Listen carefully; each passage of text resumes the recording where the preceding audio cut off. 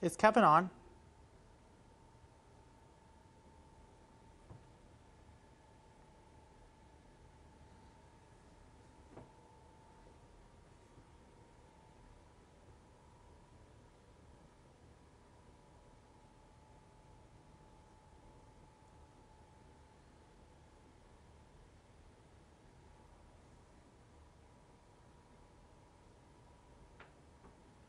Wow.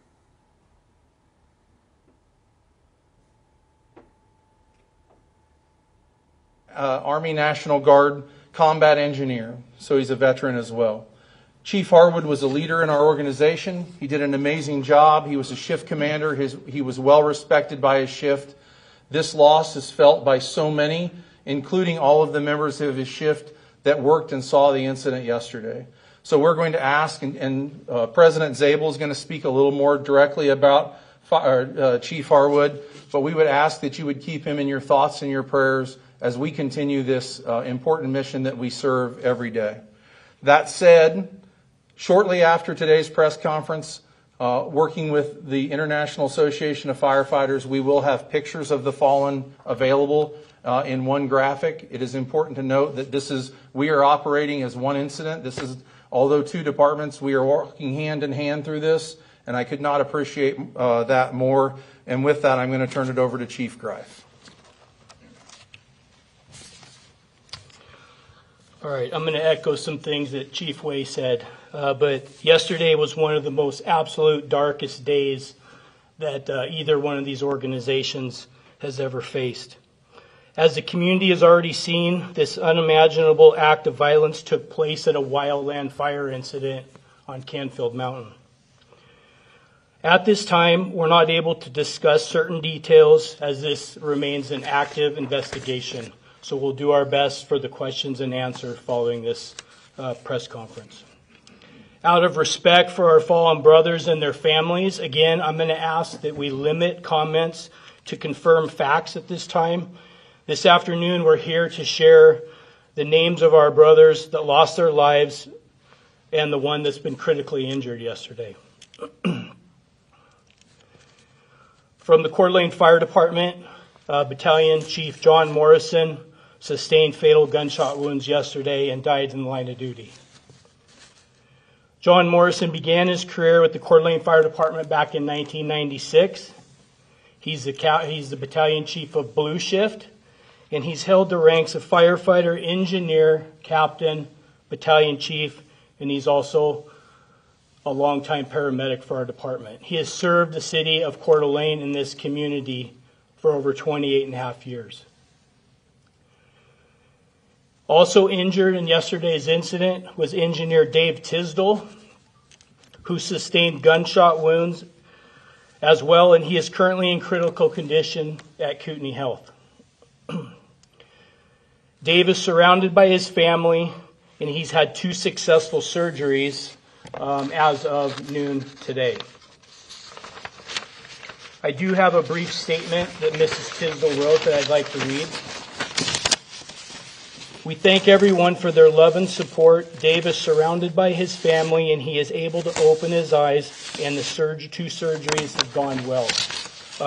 Like I said, he is in ICU at Kootenai Health, and our focus and support is going to be with the Tisdall family at this point. As Chief Way stated, we would ask that the media please respect the privacy of the families and direct your inquiries to the fire departments if possible. Our focus today and in the coming days will be providing support to the Tisdall family as well as both families that lost loved ones yesterday. At the same time, both of our departments are going to be focusing and providing mental health resources for our personnel and families that are going to be greatly impacted by this tragic event for months and years to come.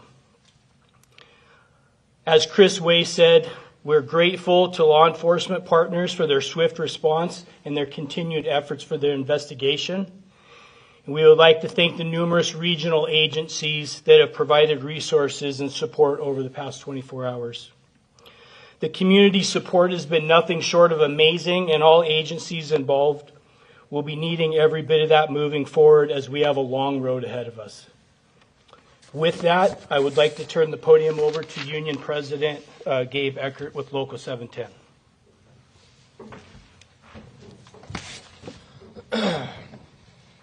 Yesterday was a terrible day.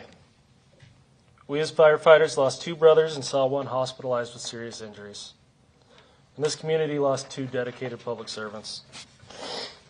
The outpourings of support from this community has been incredible, and the amount of food, cards, offers for help, everything is truly appreciated.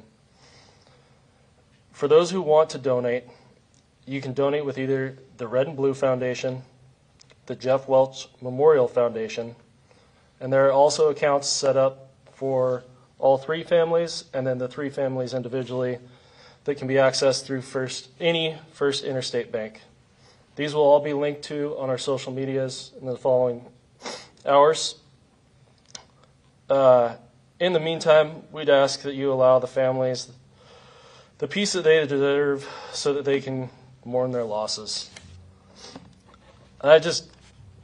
These men were dedicated firefighters. They were dedicated to their community.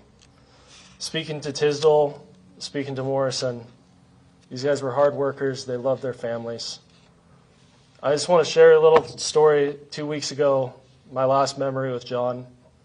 I had the opportunity to work with him as he worked back on my shift as a battalion chief. We had kind of a rare moment with a lull at the station, and we went out onto the back patio and we smoked cigars and we talked with each other, and we talked about being better fathers, we talked about being better leaders, we talked about being better firefighters. And I just want to say I am so incredibly grateful that that gets to be my last memory with him. So if there's anything you guys take away from this, I want you to know these were dedicated men, and they were dedicated to this community. Thank you very much.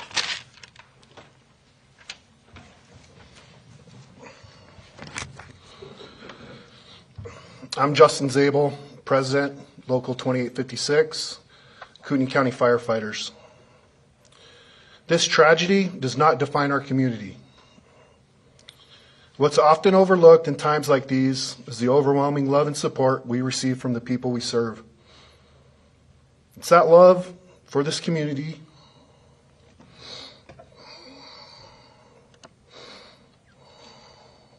that inspired Brother Morrison and Brother Hartwood to answer the call in service to their families, their union brothers and sisters, and the place they called home. They made the ultimate sacrifice in that service. The men and women of Local 710 and Local 2856 will continue to answer that call because it's who we are. And it's how we honor the memory of our brothers who gave their lives doing the job they loved in service to others. Thank you.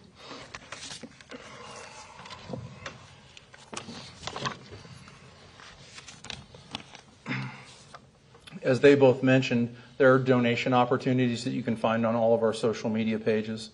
I want to remind people that this is, again, an incredibly fluid situation, changing on a minute's notice. The one thing I can announce is that we are doing a procession returning back to the city. As you know, we did a procession to the medical examiner's office yesterday. I just got told that we are leaving the medical examiner's office in Spokane at 10 o'clock tomorrow morning, and we will be returning to English Funeral Chapel on 4th Street in Coeur d'Alene. We certainly invite the public to honor our firefighters and our heroes by standing on the bridges and the overpass and lining the roads. We would absolutely appreciate the support. Please again know that our firefighters and our staff and our chiefs and our commissioners and our elected officials truly appreciate and feel the love that our community is sending to us right now. With that, I'm going to ask Mayor Woody McEvers to come up and say a few words.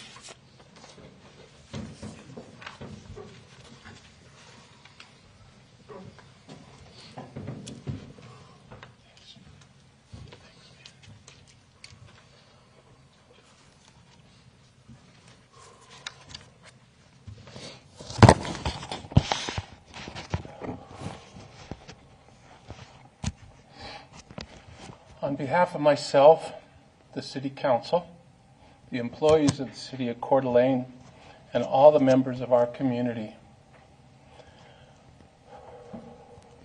I want to begin by offering my deepest sympathy to the families of those tragically killed and injured yesterday in the line of duty. What they are going through is incredibly hard and heart-wrenching. And I want them to know that we're thinking of them. I also pledge that we'll stand with them in the coming days and weeks and months to offer all the respect and support and comfort and the love that they need.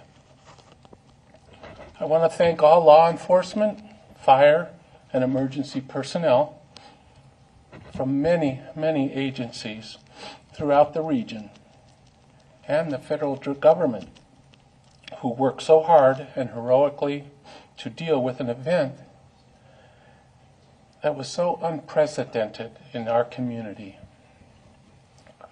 We still are in shock and are struggling to understand why someone would target unarmed, selfless public servants.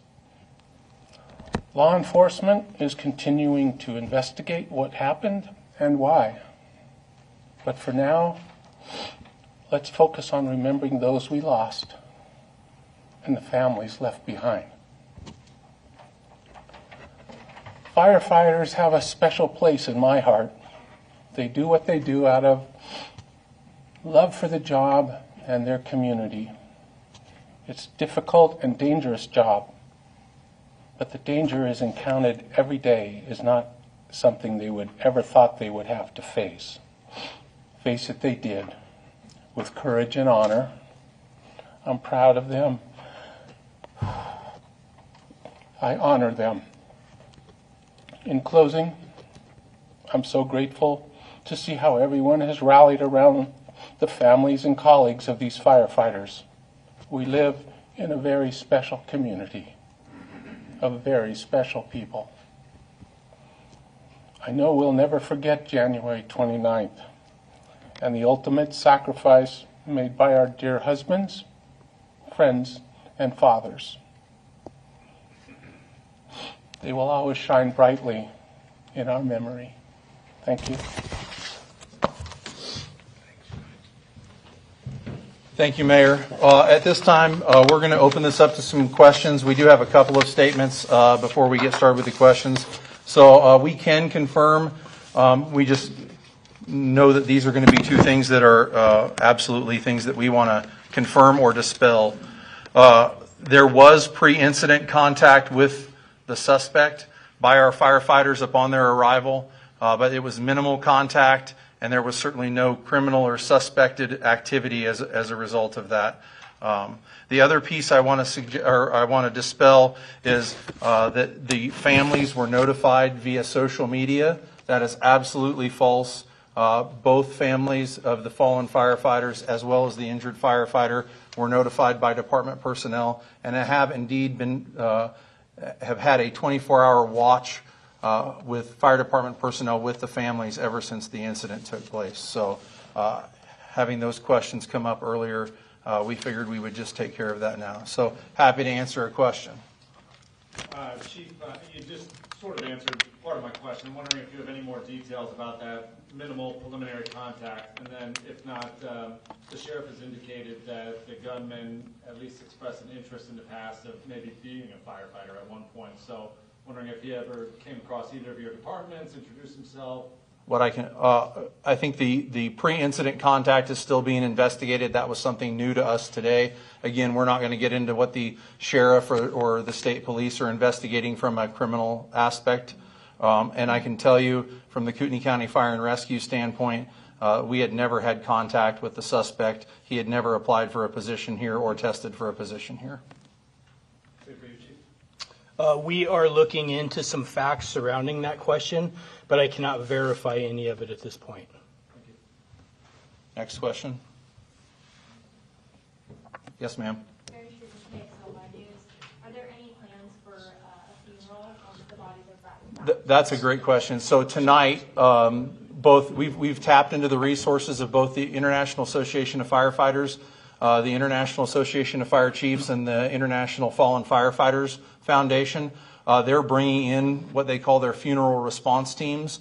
We actually are meeting with them at 9:30 tonight when they're wheels down, and we will begin the planning process. But that involves the families, that involves all of the brothers and sisters. So obviously, as soon as we have a plan, that plan will be disseminated. We will have plenty of time.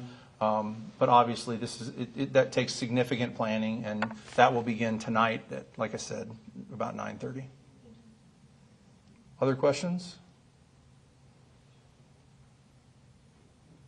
Can we get spellings, please, of each of the firefighters? And also, we heard Miss Battalion Chief Harwood's age, but we did not get an age for Chief Morrison. I can give you Frank, Frank, Harwood, Harwood. Again, rank of Battalion Chief. And he was 42 years old. John Morrison, Morrison, 52 years old. He's been with us for 28 and a half years. Dave Tisdall, Tysdal. He is 47 years of age, and he has been with us for 23 years at the rank of engineer. Again, later this evening, there will be graphics that are being produced right now with both of their pictures. You'll be able to find it on, I believe, both Coeur d'Alene Fire and Kootenai Fire's social media pages, as well as Local 710 and Local 2856's pages. Yes, sir. I just had a quick question. Most of the firefighters that responded were urban wildland firefighters, or from the city fire department, or county? All of the initial response was both a mix of the city and county fire in responding in a wildland urban interface setting. Is there any update on the wildfire as it currently stands? Yes, actually, we just got an update about 30 or 45 minutes ago. The fire is reasonably contained. They've stopped significant forward progress, but they're still working on it, and that all belongs under the jurisdiction of the Idaho Department of Lands now. And we want to also thank our partners, Northern Lakes Fire Protection District. They were instrumental in both the firefight as well as the removal of patients and transporting patients yesterday under obviously extreme and duress. Been listening to an emotional press conference from Kootenai County Fire and Rescue along with Coeur d'Alene Fire Department union representatives, the mayor of Coeur d'Alene joining in on that as well, as they identified those two firefighters who were shot and killed yesterday and the other who has been critically injured. Just to recap, if you're just joining us, those that were killed with Kootenai County Fire and Rescue, 42-year-old Battalion Chief Frank Harwood. They said he had 17 years experience with the department there, a veteran with the Army National Guard. Coeur d'Alene Fire Battalion Chief John Morrison, he was 52 years old, had nearly 29 years experience with Coeur d'Alene Fire Department. He began his career there in 1996. And Dave Tisdall, who was an engineer, 47 years old, a 23-year veteran of the Coeur d'Alene Fire Department. You could hear the emotion in their voice there as they described these selfless public servants, as the mayor put it there. So our hearts go out to them. They said a couple other takeaways. They are planning a procession back to Coeur d'Alene tomorrow morning at 10 a.m. Of course, we saw as they were brought over, the public lining the overpasses along I-90, and they are asking the public to do that again, if you're able, again, tomorrow at 10 o'clock, to hear them describe their brothers there. Very emotional, as you can tell. They described them as hard workers who love their families, and funeral services are going to be planned tonight at around 9 o'clock, they said. If you are looking to donate, if you're looking to help, the union president saying the Red and Blue Foundation is where you want to donate, or there are accounts set up for each individual firefighter at First Interstate Bank. You just give them their names. The accounts are already set up. That information is available on their Facebook page, the Coeur d'Alene Fire Department's Facebook page. Of course, we'll be posting that as well to get the word out as much as we can. We're going to have more on that in just a second, but again, that's not the only breaking news today. We have another one. This is breaking news. It does appear that the University of Idaho murder suspect Bryan Kohberger has accepted a plea deal. This news coming in with just within the last hour or so. Our Morgan Ashley following this for us right now. Morgan, what are we learning? Yeah, there's a lot going on here today, Corey, as you mentioned. I'm going to take you through exactly what we know at this point. Multiple sources close to this case have confirmed Bryan Kohberger has accepted a plea deal in this case, pleading guilty for life in prison. That will likely mean no possibility of the death penalty here. These sources we got this information from they say they got this information just in the last day or so. Now, I did reach out directly to his public defender's office, that's Ann Taylor, as well as the prosecutor's office, Bill Thompson. Taylor's office said they have no comment. Thompson's office says they can't speak on anything. They're referring back to the gag order on this case. We also know from our sources that they are under the impression there will be some type of hearing in Boise this week, which would likely be a hearing on change of plea, but that has not appeared on the court docket just yet. The victims' families are understandably upset with this news. The Gonsalves family posted to Facebook just a short time ago saying, quote, "It's true. We are beyond furious at the state of Idaho. They have failed us. Please give us some time. This was very unexpected. We appreciate all your love and support," end quote. So the courts have not posted the motion for a change of plea at this point. So that does not mean that it's not filed. It just means it hasn't been made public. A lot of times, sometimes these will come out a day after. Yeah. Bryan Kohberger's defense team, as we reported, was trying to get the trial moved because they didn't think that he would get a fair trial, right? They argued that the attention and media coverage on this case was just too much. They needed more time. They also tried to aggressively challenge the genetic genealogy that was used to find Bryan Kohberger initially. So as soon as we see more court documents posted or a court date listed for this, of course, we'll let everybody know. Yeah, this very fresh here in the newsroom, just coming in within the last half hour or so, came as a shock, really. With that trial date approaching, it came as a surprise. Well, and like we reported, the sources close to this family members were talking about just found this out within the last 24 hours. So they are freshly learning this information, upset, and trying to make sense of what this means for their grief process, too. Yeah, well, we can understand that for sure. Yeah. Thank you, Morgan. Appreciate it. We're going to go over to Bradley Warren right now, who is in our Pulse studio. And Bradley, I understand that you've been speaking with a defense attorney on all this. Yeah, I have been, and we're going to do that interview live at 4:30. So if you want to stand by for that, we're going to talk to a defense attorney about what a gamble a trial like this could potentially be and what the mindset was for not only the state but the defense in moving forward with this agreement. So stand by for that conversation. Of course, this is a case that we've been following for the last several years, starting in Moscow, Idaho, then leading us to the Poconos. You might remember I was actually in court for the very first hearing in Pennsylvania with Bryan Kohberger after he was arrested. Then we followed it back to Moscow and then ultimately to Ada County, where it sits right now. Just last week, we were having a conversation about how the defense wanted to have this case sit and prolong it. They initially filed a motion for a continuance, and then they filed an alternate perpetrator request to potentially bring in evidence that Bryan Kohberger was not the person responsible for this. They wanted to entertain the idea of another person. So this all culminating into what we've seen happen today. We're going to have a conversation with the defense attorney on the other side of the next commercial break, Corey, as to what ultimately will happen from this. Can it still happen? Will the trial itself, is it a possibility? We're breaking all those questions down with our defense attorney on the other side. All right, Bradley Warren, thank you very much. We'll look forward to that. Again, in the case of Bryan Kohberger, it appears that a plea deal has been reached. He agrees to plead guilty to 4 counts of murder, but the death penalty will be taken off the table. The families of the victim appear to be upset with that, understandably upset with that. We are following this story. We're trying to learn new details for you to bring you as much as we can here in our newscast and online. And then the other big story, as we just saw, we watched a 20-minute or so press conference on the identity of those firefighters who were killed in Coeur d'Alene as Battalion Chief Frank Harwood, Battalion Chief John Morrison, and Dave Tisdale. We'll be right back.